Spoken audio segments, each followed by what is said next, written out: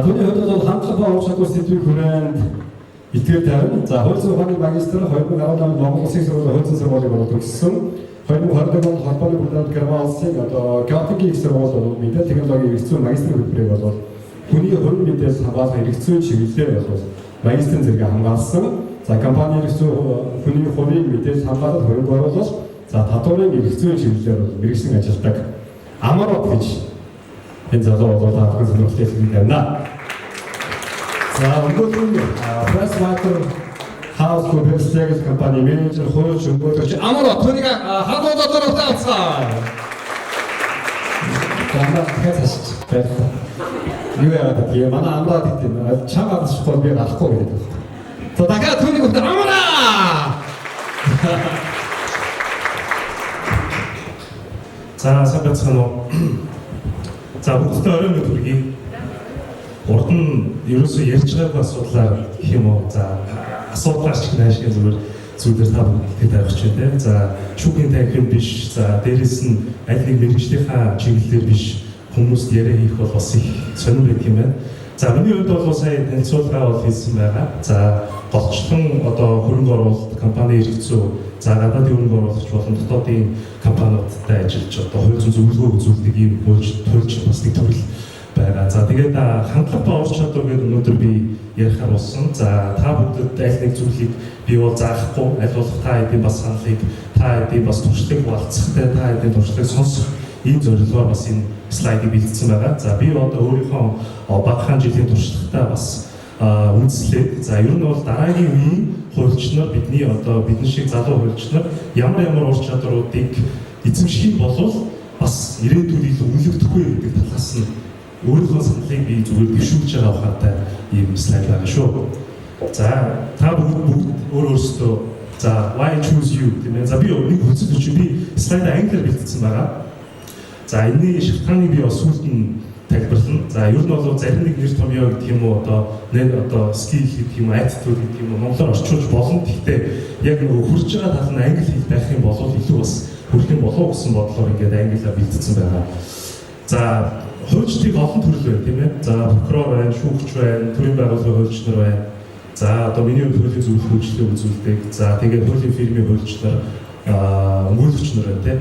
Миний бодлоор бол бидний бизнесийн модель юу вэ гэдэг юм бол үйлчлүүлэгч компани хувь хүмүүст бид нар үйлчлэгээ зарж байгаа. Ерөөсөө бизнесийн модель юу вэ? За тухайн үйлчлэгээ бол мэдээж үнцэн шингэсэн value add-ыг байх хэрэгтэй. За тэгээд ингээд бодонгууд одоо маш их хөрөнгө оруулагчдаа Монголд байгаа. За ирээдүйд бас нэмэгдэх байх. За дээрэс нь маш олон Монголд ч гэсэн хуулийн үйлчлэгийг авахаар хууль зүйн зах зээлд оролцож байгаа иргэд хуулийн этгээдүүд байгаа. За тэнгууд одоо хууль зүйн мэдлэгийн хувьд бол техникэл лойер талаасаа бол бид нар бүгдээрээ ерөнхийдөө бол сайн. За одоо чинь гадаадын хөрөнгө оруулагч орж ирэхэд 25%-аас дээш байх юм бол хөрөнгө оруулагч гадаадын хөрөнгө оруулагч болно. За 100 мянган долларын юу оруулах гэдэг ч юм уу. Эдрэг бол тэр хүн бидний хинтэж болцсон баг бүгд хэлж байна. За тэнгууд тэр хүмүүс намайг биш таныг сонгоод байгаа нэг шалтгаан байна гэж би хараад байгаа. Өөрийнхөө одоо туршлагаас. За тэр юу юм бэ гэдэг дээр би өнөөдөр таад хуваалцах гэсэн. Тэгэхээр таад өөрсдөө бас саяны миний ярьсан тохиолдлыг оронд өөрсдөө тавиад тэр хүмүүс за ямар ч ажил хийж болно тийм өмгөөлөгч байж болно хамаагүй хууль зүйн үйлчлэгээ компани хуулж байж болно хамаагүй. Компани хуульч ч гэсэн өөрийнхөө мэдлэг ур чадварыг компани болон бусад этгээдүүдэд зарж байгаа юм бас хүмүүс. Тэгэхээр таныг яагаад сонгох юм бэ гэдэг талаас би өнөөдөр ярих. За окей. Хандлагын хувьд бол би бас их олон зүйл ярихгүй. Ягаад тэгэхээр би нөгөө хувь хүний хөгжлийн талаар бас юм хүн бас ярьж баг үзээгүй шахав. Тэгэхээр тэр талдаа бас маргахан. Тэгэхээр юуны хувьд бол хандлага ур чадварын хувьд ямар зүйл байх юм бэ гэхээр одоо шинжлэгдэж байгаа орчин үеийн хууль зүйн иргэн үед нийцэх гэдэг энэ асуудал байна гэж би бол харж байгаа. За тэгэхээр миний слайдыг их юм бол гарчин одоо бодит хүмүүстээ үр тус хэрэгтэй. 20 жилийн өмнөх хийж исэн бидний ажил бидний чадвар одоо гологдож байгаа. Гологдохч болно. Цаашдаач 5-10 жилийн дараа бас юу болгодоод байна тийм. Тэгэхээр ямар сорилтууд бидэнд тулаад байгаа юм бэ гэхээр за эхнийх нь мэдээж технологийн хөгжил. За сүүл баахан AI тухай ярилцлаа. AI-с гадна өөр технологийн олон шийдлүүд, хөгжлүүд бид нэр авчирж байна. За дээрэс нь globalization буюу одоо глобалчлалын асуудал байж байна тийм ээ. За ер нь бол нэг зөвхөн хэлээр хязгаарлагддаг байхаа болоод за одоо cross border ажлууд ч юм уу те одоо хэл дамжсан зүйл хөгжлөө үзүүлэх олон хуулийн фирмийн хүмүүстэй ажиллах гэдэг ч юм уу ийм асуудал тулгарч байна. За гуравдугаар нь болохоор client expectations буюу үйлчлүүлэгчдийн биднээс хүлээж байгаа хүлээлт өөрчлөгдөж байна. Урд нь бол зөвхөн за ингээд би нэг юм асуудалтай ирчлээ тийм ээ. За энийг юу гэдгийг энийг яах юм гэдэг байдлаар хандж исэн бол эсвэл одоо бид нар бол үйлчлүүлэгчдийн хувьд бол бүгдийг мэддэг цагаан толгой шиг юм байлаа. За ингээд би хөрч тэгэл ингээд асуудлыг яриад нөгөө нэг хуулийнхаа бизнес юмнуудыг яриад явангууд нөгөө клиент маань яг үгээр импресс болно шүү дээ. Ягаад гэхээр чи өөрийнх нь нөгөө мэдчихсэн сонсчихсан шиг өөр юм байна шүү. Гэтэл одоо яаж байгаа вэ гэхээр бид нар AI ярьж байгаатай адилхан клиентууд бас AI өөрсдөө ашиглаж байгаа. За түрүү нөгөө GDPR гэдэг олон жишээнээр гарч байна. За жишээ нь GDPR-ийн судалгаа хийж байгаа GDPR-аар ажиллахаар одоо зөвлөгөө авах хүн байх юм бол хуульчид хандхаас өмнө яагаад ChatGPT-гээс энийг асуучих нь өөрийнх нь хувьд бол зардал хэрэгтэй.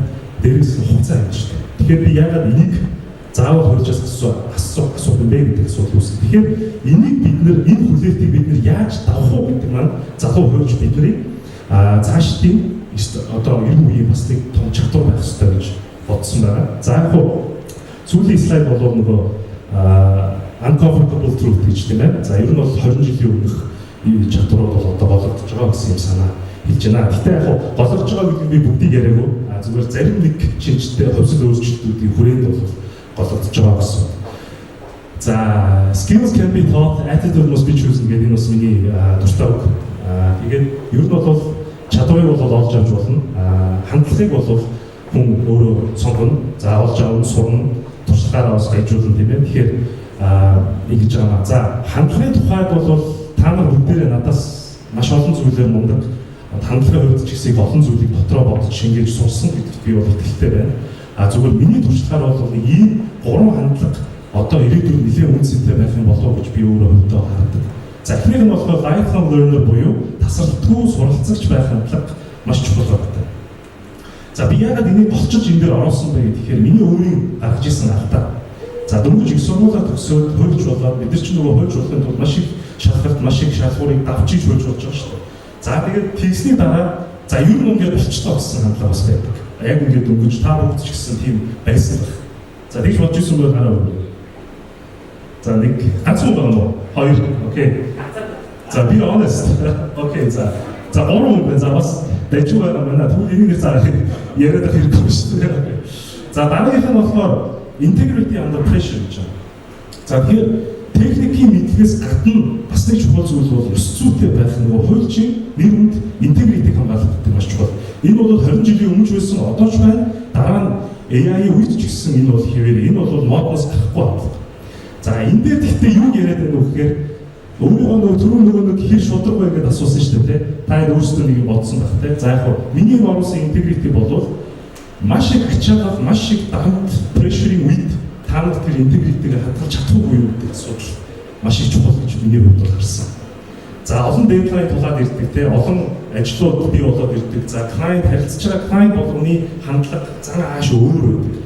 Энэ болгон дээр чи өөрийнхөө reputation нэр хүнд интегритиг хадгалж авч үлдэж мэрэгжлийн байж чадахгүй юу гэдэг бол энэ бас модноос гарахгүй байгаа хандлага нь болов гэж би бодож байна.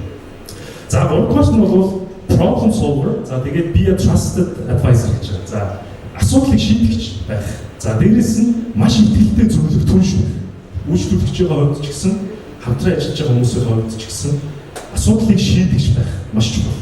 За бид нар за ингээд ажил хөдөлмөр хийгээд бас мөнгө олж байгаа тийм ээ цалин авч шин за эсвэл одоо өөр байдлаар ч юм уу мөнгө хариу төлбөр авч ирдэг гэх. Миний ойлгож байгаагаар бол чи хэрэг асуудлыг шийдэж чиний үнцэн тэр хэмжээгээр өсөж байгаа гэсэн. Хуулийн фирмийн партнер бол тэр хэмжээгээр асуудлыг шийдвэрж байна гэсэн.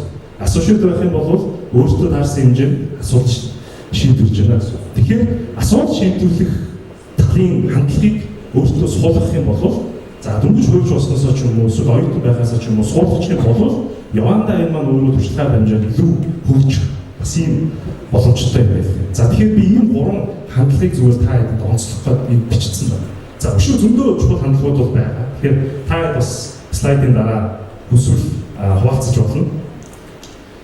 За шууд ур чадвар руу гарч явах хугацаа бас бага учраас За ур чадрын тухай бас аюул олон ур чадвар байгаа. За тэгээ хамгийн гол нь итгэлийн маань сэдв next generation lawyer гэдэг сэдв учраас ирээдүйд ямар ур чадварууд илүү илэрдэх вэ гэдэг дээр би илүү төвлөрсөн байгаа шүү. За эхний ур чадварыг бол би cross cultural and language competence гэж оруулсан.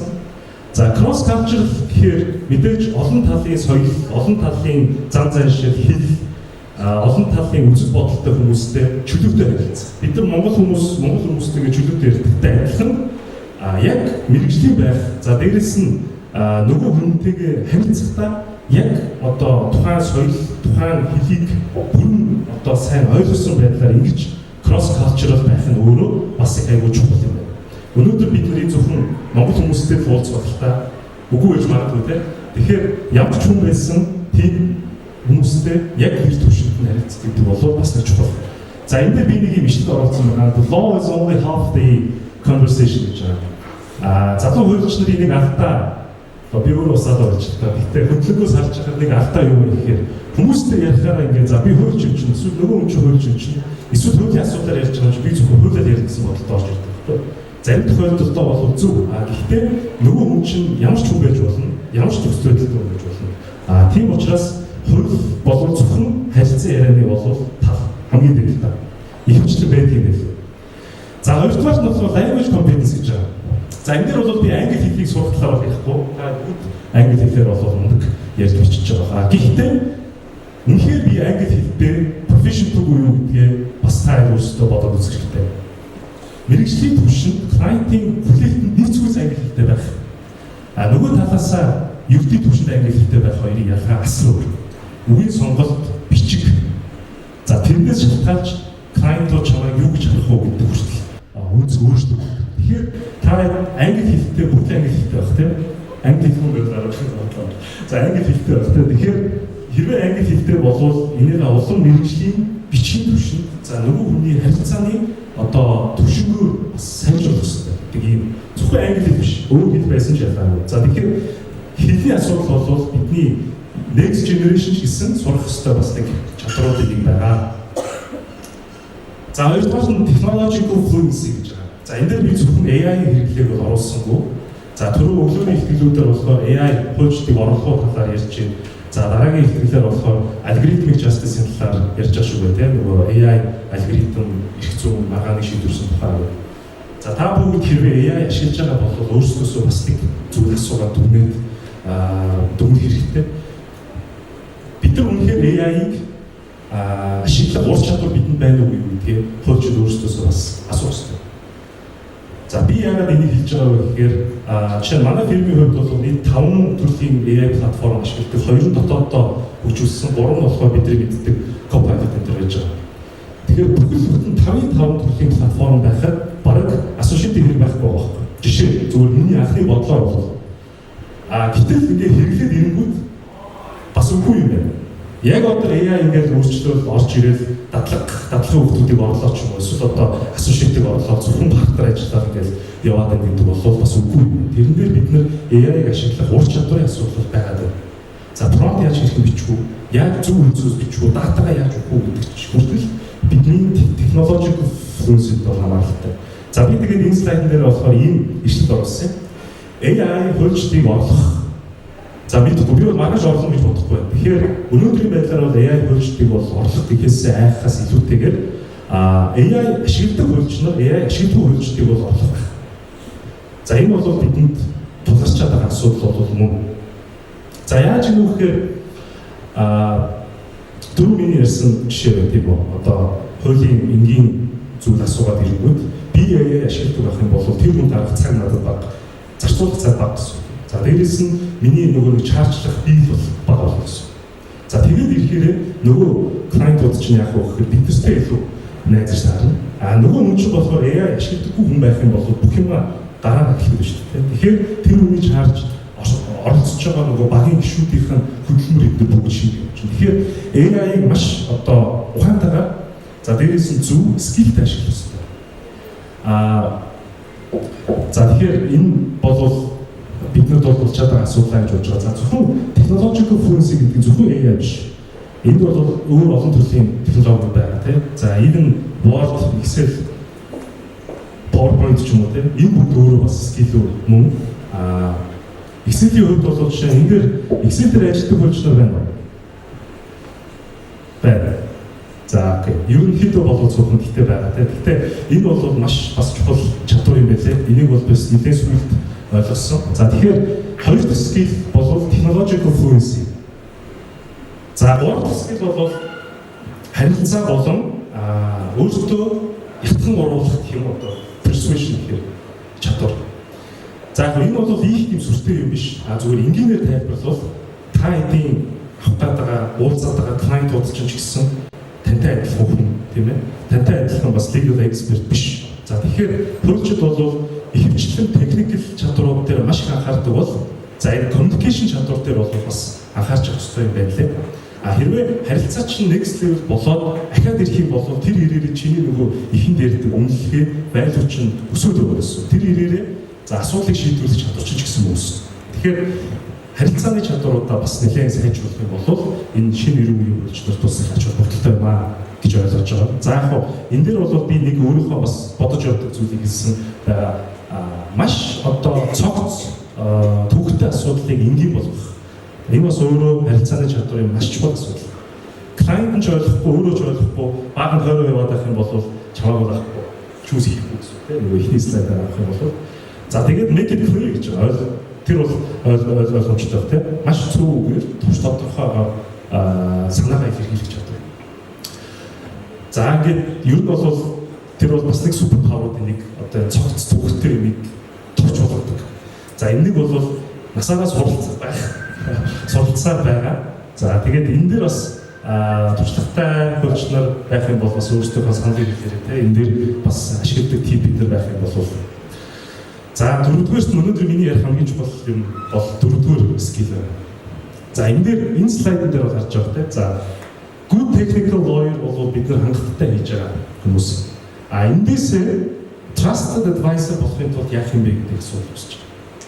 За яг хөө зарим салбарын хөршлөлт чөлөөгүй байхыг хүсэхгүй. За гэхдээ ихэнх тохиолдолд бид нар яаж яах вэ гэхээр хуульч юм чинь бид нар зөвхөн техникийн мэдлэг хэрэгтэй гэж боддог. За нөгөө иргэний үйл, эрүүгийн үйл, захиргаа одоо юу гэдэг. За нөгөө нэг уулзалтанд орлоо, хөрөнгө оруулагчтай уулзлаа, клиентуудтай уулзлаа. Уулзсангуудаа нөгөөхөө ярьдаг. Ягаад гэхээр чи мэдж байгаа юм чинь. За ингээд ийм хөрөнгө байна шүү дээ. За тэгвэл нөгөө хүн юу үлддэг вэ гэхээр айгүйх информашнтэй үлдэнэлтэй. Гэхдээ тэр чинь бохгүй. Ягаад гэхээр чамтай хүнийхээ хувьд боддог байхгүй. Чамтай яг одоо person одоо human to human тэр талаар холбогдсон учраас та хоёр бол долгион чинь таахгүй гэсэн. Тэгэхээр ийм алдаг бол манай хуульчид маш их гаргадаг юм байлээ гэж би харсан. За энийг яаж засах юм бэ гэдгийг зүгээр technical lawyer байхаас илүүтэйгээр trusted advisor байх юм бол та нарын чадвар value ч улам өсөх ёстой байна гэж би харсан. За яаж trusted advisor болох юм бэ гэх юм бол commercial and business awareness тэ ихэвчлэн хөрөнгө оруулагч чинь аль нэг бизнесийн салбарын хүн байгаа шүү дээ. За сэргээг тус сэргээг дэд бүтц уулуурхаа бол уулуурхаа эмнэлэг бол эмнэлэг тийм ээ. За тэнгууд ажиллаж байгаа хэрэгүүдийнхаа ч юм уу эсвэл уулзж байгаа хүмүүсийнхаа за ер нь уулзаагүй ч хамаагүй ирээдүйд уулзах хүмүүстэй бэлдээ уулзалтандаа бэлдээ гэх юм уу салбарын мэдээллүүдийг бол байнга авч явах хэрэгтэй. Энэ бол маш чухал. За хүнтэй яриад одоо суудаг те клиент чинь мэдээж тэр салбарт ажиллаж байгаа бизнес эрхлэгч учраас чамаас илүү мэдэх нь аргагүй. Гэхдээ чи 0 гэж болохгүй болсон санаа. Ингээд чи мэдээд орчин тойронд юу болж байгаа commercial awareness-тэй байгаад байх юм бол тэр хүн чинь чамайг үнэлж эхэлнэ, ойлгож эхэлнэ. За энэ ер нь салбараа мэддэг юм байна гэсэн ойлголт төрүүлнэ. Салбараа мэдхгүй хүн байх юм бол чи хичнээн good technical lawyer байгаа тэр хүний итгэлийг олж чадах магадлал их багтай. За тэгэхээр ер нь бол technical lawyer-оос trusted advisor болохын тулд нэг асуултыг одоо асуух шаардлага гарна гэсэн. За энэ асуулт бол илүү сэтгэлгээ mindset талтай тийм. Ямар нэг зүйл орж ирлээ бидний хамгийн түрүүнд асуудаг юм is this legal энэ хуульд нийцж чинь үгүй юу? За окей. Хууль нийцж чинь. За окей. За ингээд цаашаа явчихдаг тийм. Гэтэл энэ бас өөрөө орчин үеийн client-уудын expectation биш байгаа даа гэдэг сэтгэл бол надад төрсөн. Би түрүүний хэлсэнтэй client ч гэсэн үйлчлүүлэгч нар ч гэсэн хуулийг AI-г ашиглаад бол мэдчих болно. Юу нь бол та бас туршаад үзэх юм бол нэлээд хантай үр дүн бол гаргаж болно. Тийм учраас энэ асуултын энэ сэтгэлгээний үр нөлөөийг эзлэх хур өөрөө багасч байгаа. За эндээсээ ингэж асуух юм бол та нарын үнэлгээ гэх юм уу те нөгөө асуулт шийдвэрлэх хүч нь илүү өснө гэсэн. Тэгэхээр олон хууль нийцсэн сонголт боломж стратеги болгоноос таны зөвлөгөө өгж байгаа үйлчлүүлэгчийн яг хүсэл юу юм бэ? Бидний бизнесийн стратеги нийцгүй юу? За мэдээж би энэ хууль тусам зөвлөж байгаа юм биш. Мэдээж хууль ёсны олон зүйл дотроос ингэж та нар асууж майндсетээ өөрчлөх юм бол нөгөө хүний чинь илүү үнцэн өснө гэсэн. За тэгэхээр ийм чадвар скиллийг бол би яалаа. За энэ сүүлийн скилл ч байх олон скилл байх. За миний слайд дээр сүүлийн скилл. За collaboration and networking гэж байна тийм. Тэгэхээр энэ үгэн дээр та эдийг анхаарал хандуулаас гэж хүсэж байна. Your network is your net worth гэж хэлсэн байна. Би хэлэхдээ зүгээр энэ дээр слайд дээр ашигласан. Тэгэхээр бүгд та нар мэдж байгаа хэрэг бизнесийн модель маань өөрөө ийм харилцаа орчин маань өөрөө ийм учраас хуулийн салбарт бол ер нь ямар салбарт байсан network буюу хүрээлэл гэдэг зүйл маш чухал. Тэгэхээр энийг бол маш багасаач байх уу. Junior байхасаа эхлээд анхаарах хэрэгтэй. За яагаад тэгэхээр манай дээр тохиолддог аюул олон кейс яадаг вэ гэхээр за networking өнөөдөр шиг юм ивент ч юм уу бусад одоо энэ суулгалтууд дээр нөгөө associate-ууд маань network-ийг шаардлагагүй гэж бодоод байдаг байхгүй өөрсдөө ч гэсэн. Тэр бол эсэргээрээ аль болох эртхэн network-ийг build буюу эхэлж явах юм бол дараа нь чиний value бас тэр ирээр бас өснө. Тэгэхээр энэ дээр бол нөгөө олон зүйл байна тийм үү? Client одоо law firm-уудын маркетинг энэ төрөө бол за хөвчлэн би бол network сайтай байх юм бол тэр чиний бас нэг том авлага гэсэн юм санааг хэлэх гээд байна. За мэдээж одоо түрүүний ярьдаг багаар ажиллах тийм ээ. Одоо бол ганцаараа ажилладаг хуульчаас илүү багаараа ажиллаа. За мэдээж үндэслэлээс өөр байх. Гэхдээ хөвчлэн тийм сайн баг бүрдчиж асуудлыг илүү сайн шийдвэрлэе. За бид нар AI биш тийм. AI байсан ч гэсэн тэр AI-г чамд ашиглаж өгөх багийн гишүүн хэрэгтэй гэсэн. За тэгэхээр хамтран одоо ажиллах тийм collaboration за тэгээд network building бол маш том одоо скиллийг шийдэж чанараа гэж тооцож байна. За тэгээд одоо ингээд баахан одоо cross border мордор ч юм уу ингээд их олон зүйл ярингууд за би магадгүй зөвхөн Монголдо ажиллаж штэ ч юм уу тийм надад бол хэрэггүй байж юм уу тиймэрхүү одоо түрүүний нэг cross cultural center дээр бодсон хүн байж магадгүй. За энэ дээр бол би юу гэж хэлж байна вэ гэхээр Монголын нөхцөл байдал яг Монгол эрх зүйн орчныг сайн мэддэг глобал хуульчид манай зах зээл маш хэрэгтэй байна. Тэрийг бас та маань сайн бодож энэ чиглэл рүү бас өөрсдийнхөө мэдлэг ур чадвар туршлагыг бас нэмэгдүүлээсэй гэж би хүсэж байна. За тэгэхээр чиний local identity болов өөрсдөө чинь олон улс гарахныг давуу тал болно гэсэн ийм үгээр өнөөдрийнхөө итгэлийг бол дуусгая. За хамгийн сүүлийн асуултаа нөгөө хэлрүү очих юм бол why choose you тийм ээ. Тэгэхээр энийг асууж өөртөө бас төгөлтийгээ цаашдаа олон скиллүүдийг зөвжүүлж бүгд бие биендээ хуваалцаарай гэж ингэж хүсэж байна. За тэгээд анхаарал тавьсанд баярлалаа. Сайн өөртөө туршлагыг хуваалцах юм байна бол чөлөөтэй мэдүүлэг өнөөдөр сайхан ярилцаад орой сайхан үлээ. Баярлалаа. За баярлалаа. Монголчууд манай олон улсын эрх зүйн хурааны өдөр зөвлөлийн гишүүн Ямарад хандлага бавар чадвар сэдвийн хүрээнд ярьлаа. Би олон сонирхолтой хуульчид маань залуучууд хэрэгтэй зүйлийг бол ярьлаа. Түрүүнд бас ярьж байна. Англи хэл бол маш хэрэгтэй гэж байна. Тэгэхээр жишээ нь маш их юм өгдөг. Come here гэдэг тийм. Тэд очих юм өгдөг. Тэд очиход come here гэдэг. Гэхэрчтэй гэж. За миний төр насаа. Төсөөдөр нь авах хүн байна. Ойрын хугацаанд. За тийм хүмүүсэд гараа өгье. За 7 сар төсөөдөр болж хүн байна. За 8 сар төсөөдөр болж хүн байна. 9 сар. За бүгд төсөөдөр байна юм дөрөв. Хамгийн түрүү зөвлөсөн би боллоо шүү заяа. Яг энэ зүйлсэн байх гэхээр энэ хороонд хүн болол төрөхд өөрөөрөө гэсэн отго учиртай төрдөг.